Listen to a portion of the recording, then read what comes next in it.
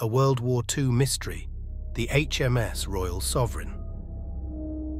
The tides of World War II were turning, but for the HMS Royal Sovereign, a veteran battleship, the end seemed near. After navigating the perilous Atlantic, Mediterranean and Indian Oceans, her service in the Royal Navy appeared limited. However, a shroud of secrecy descended upon the ship in the summer of 1943. A mysterious overhaul revitalized the Revenge-class vessel, transforming it once more. Departing from Scapa Flow, the Royal Sovereign embarked on a daring mission, escorting convoy JWM-59 through the unforgiving Arctic Sea towards Soviet territory. Upon reaching their destination, the British crew executed a shocking maneuver. They relinquished command of the battleship, handing it over to the Soviet Union. The Revenge class, a legacy forged before the war. The Revenge-class battleships were not products of World War II itself, but rather the culmination of the Royal Navy's preparations leading up to the conflict. Originally envisioned as a fleet of 8 powerful warships, the class ultimately saw only 5 completed vessels due to cancellations and redesigns. The HMS Royal Sovereign stood proud as one of these 5. The birth of a battleship, HMS Royal Sovereign. The colossal HMS Royal Sovereign story began in January 1914 at the Portsmouth Royal Dockyard. By April 1915, she graced the waters with a majestic launch. Stretching an impressive 620 feet and 7 inches from bow to stern, the ship boasted a beam of 88 feet and 6 inches. Her draft, the depth below the waterline, reached 33 feet and 7 inches.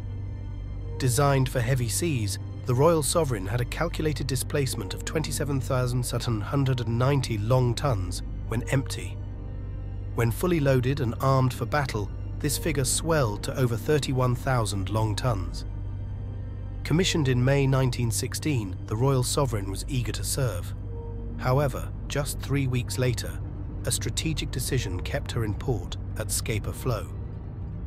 Admiral John Jellicoe, the fleet commander, ordered the Grand Fleet to deploy, but Royal Sovereign's inexperienced crew necessitated further training.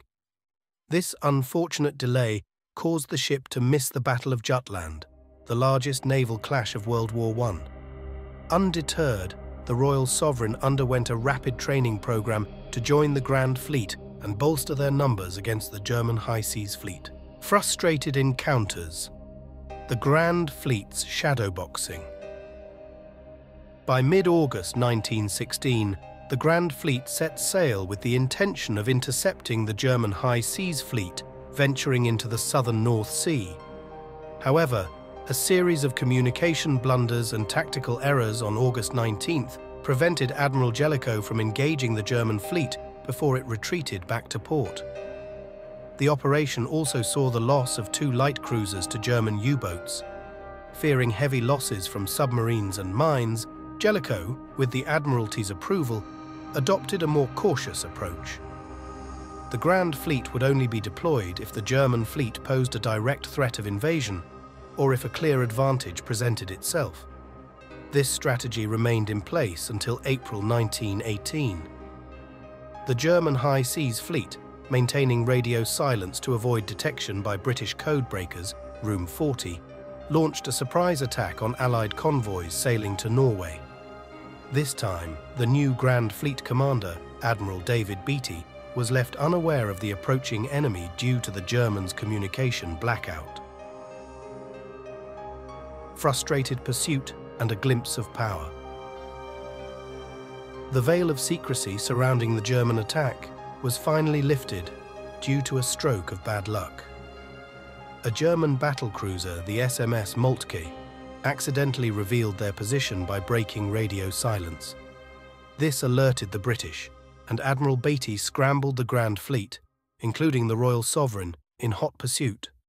However, the Germans managed to outrun them and return to safety. This marked the final wartime sortie for the Royal Sovereign and the rest of the Grand Fleet in World War I. Following the armistice, the Grand Fleet, including the Royal Sovereign, emerged from Port 1 last time. Their mission, to escort the surrendered German fleet to internment in Scapa Flow. Although the battleship remained untested in battle during World War I, its true potential for power and reach was undeniable.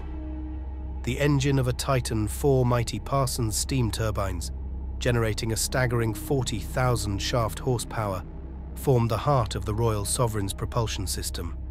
Fueled by 18 Babcock and Wilcox boilers, this behemoth could reach speeds of up to 23 knots. Yet, impressive speed wasn't its only advantage. The Royal Sovereign boasted an astounding range of 8,000 nautical miles when cruising at a leisurely 10 knots. Manpower and might. Operating this colossal vessel demanded a substantial crew. The Royal Sovereign housed a staggering 1,240 officers and ratings, a testament to the complexity and scale of its operations. An arsenal afloat. In terms of weaponry, the battleship was a floating fortress. Its main armament comprised 8 15-inch guns, housed in 4 formidable twin-gun turrets. Complementing this firepower were 14 6-inch guns strategically positioned around the superstructure. To withstand enemy attacks, the Royal Sovereign sported a robust coat of armor. Its waterline belt was a formidable 13 inches thick, crafted from tough Krupp cemented armor. The ship's vital command centers were also well protected, with the main conning tower boasting 13-inch sides and a 3-inch roof, while the torpedo control tower had 6-inch armor plating. Defenses and fleeting flights. The Royal Sovereign adapts. The Royal Sovereign wasn't just about offensive power. To counter underwater threats, it sported torpedo bulkheads ranging from 1 to 1.5 inches thick. Additionally, an anti-torpedo bulge filled with crushing tubes helped absorb the force of any potential explosion. Interestingly, the ship experimented with air power for a brief period. In 1918, flying-off platforms were installed on turrets B and X to launch aircraft. However, this innovation proved short-lived. By 1932, these platforms were replaced with a more practical solution: a catapult and recovery crane on the quarterdeck. Unfortunately, even this upgrade was deemed unnecessary, and by 1937, all aircraft equipment was removed. A post-war journey. Following the armistice, the Royal Sovereign found itself stationed in Malta with the Mediterranean Fleet. The years after the war saw a period of transition for the battleship.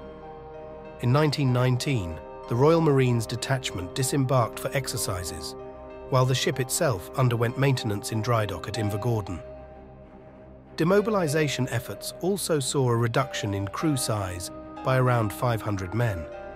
Later in 1919, the Royal Sovereign returned to active service, assigned to the 1st Battle Squadron of the Atlantic Fleet.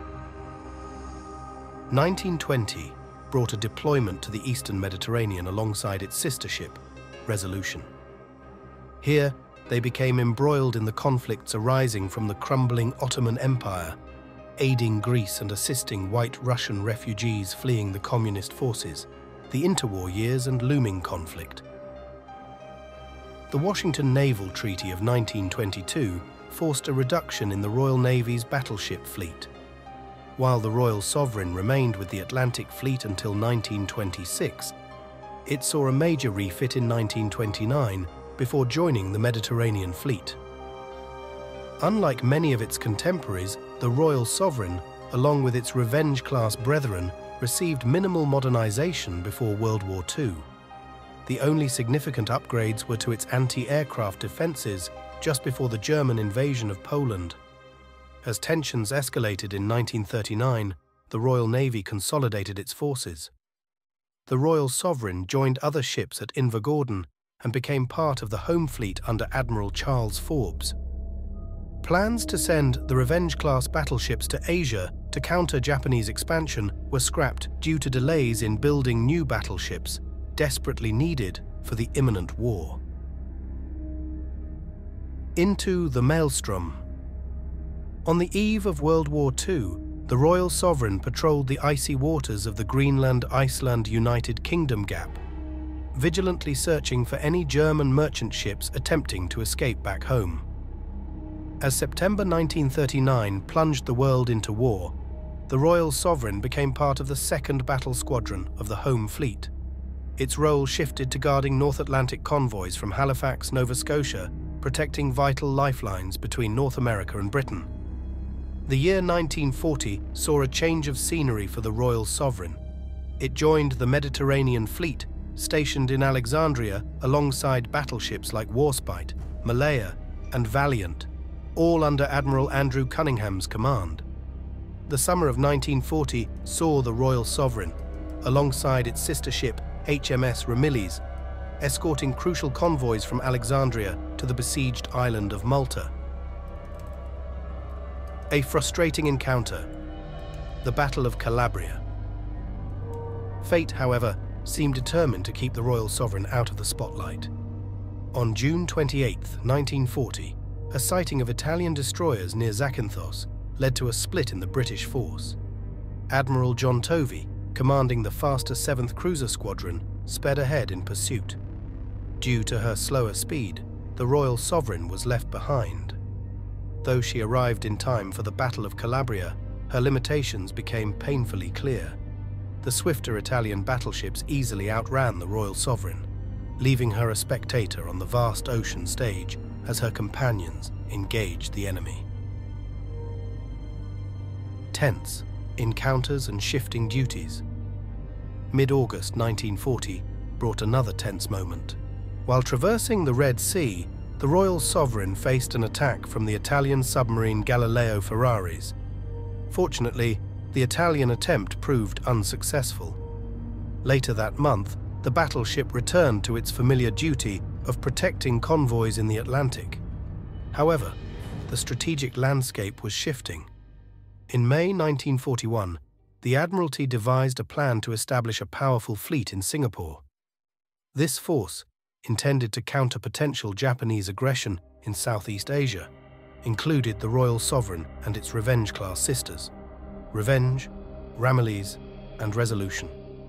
The plan called for their assembly by March 1942. A hasty deployment and looming threat. Despite the planned assembly date, fate intervened. In March 1942, the Royal Sovereign found itself deployed earlier than expected. Alongside the heavy cruiser, Cornwall and smaller vessels, it escorted convoy SU-1. This vital convoy, carrying over 10,000 soldiers, sailed from Colombo to Australia, reaching Fremantle safely on March 15th. By the end of March, the Eastern Fleet under Admiral James Somerville had taken shape in Singapore. This formidable force boasted 2 fleet carriers, including the veteran Hermes, and 5 battleships. 4 of these battleships were the Royal Sovereign and its Revenge-class sisters, alongside the more modern Warspite. However, despite their numbers, many ships, including the Revenge-class, were no longer considered frontline combatants. The calm was shattered in late March. British codebreakers intercepted crucial intelligence, revealing an imminent Japanese raid into the Indian Ocean targeting Colombo and Trincomalee, with the aim of destroying the Eastern Fleet. Faced with this threat, Somerville divided his fleet. Force A, led by the Warspite and 4 cruisers, would take a more aggressive stance. Force B, centered on the Royal Sovereign and its sisters, along with the carrier Hermes, would act as a surprise force in a nighttime ambush, Somerville's best chance to catch the Japanese off guard. Frustrated pursuit and a change of course. After 3 days of searching for the enemy fleet in vain, Somerville was forced to return to Adu Atoll for refueling. However, his respite was short-lived. Disturbing news arrived. The Japanese fleet was already approaching Colombo. They launched a devastating attack on Colombo on April 5th, followed by another on Trincomalee on the 9th. Faced with this unexpected aggression, Somerville made a strategic retreat. The Royal Sovereign and her 3 Revenge-class sisters were ordered to withdraw to Mombasa in East Africa. Here, they assumed a crucial role in safeguarding vital shipping lanes in the Middle East and the Persian Gulf, a duty they would fulfill until September 1943. Following this period, the Royal Sovereign returned to the familiar waters of the Indian Ocean for patrol duties. However, by the summer of 1943, after a year-long refit, the tide had turned for the Battleship. Having served valiantly across the Atlantic, Mediterranean, and Indian Oceans, the Royal Sovereign's time with the Royal Navy was drawing to a close. An unexpected and crucial mission awaited the veteran vessel, a final voyage through the treacherous Arctic Sea in the summer of 1944. Here, the Royal Sovereign would play a vital role in Operation JW-59, guiding a vital convoy to Soviet territory. A new chapter. The Royal Sovereign sails east. The Royal Sovereign's journey didn't end after delivering convoy JW-59 to Soviet shores. In a surprising turn of events, the crew's duty took an unexpected direction. As part of a diplomatic agreement between Britain and the Soviet Union, the Royal Sovereign was transferred to the Russian Navy. This replaced a previous plan to send captured Italian warships to bolster the Soviet Black Sea Fleet, fulfilling Italy's war reparations. The battleship received a new name, Arkhangelsk, and rejoined the fight, this time under the Soviet flag. Its first mission was in August 1944, escorting convoy JW-59, which included 33 merchant ships, back towards Soviet territory. The journey wasn't without danger. A German U-boat, U-711, attacked the convoy, mistaking Arkhangelsk for a vital target. Fortunately, the U-boat's torpedoes malfunctioned, and the anti-torpedo nets effectively protected the battleship. The Germans attempted a follow-up attack with midget submarines, but mechanical problems forced them to abandon the plan. Arkhangelsk, now the largest vessel in the Soviet Navy, continued to escort Allied convoys until the war's end. However, its service wasn't without incident. The battleship eventually ran aground, sustaining significant damage. In 1949, the Soviets deemed Arkhangelsk unfit for travel back to Britain and returned it to the Royal Navy. Upon inspection, the ship was found in a sorry state, with its main guns permanently fixed in a forward position. Due to its condition, Arkhangelsk was destined for scrap. Interestingly, a final chapter awaited the battleship. After its arrival at a scrapyard in Scotland in 1957, the elevation mechanisms from its main guns were given a new life, repurposed for a radio telescope at Jodrell Bank Observatory. In a way, the Royal Sovereign continued to serve science, its legacy reaching for the stars. Thank you for watching.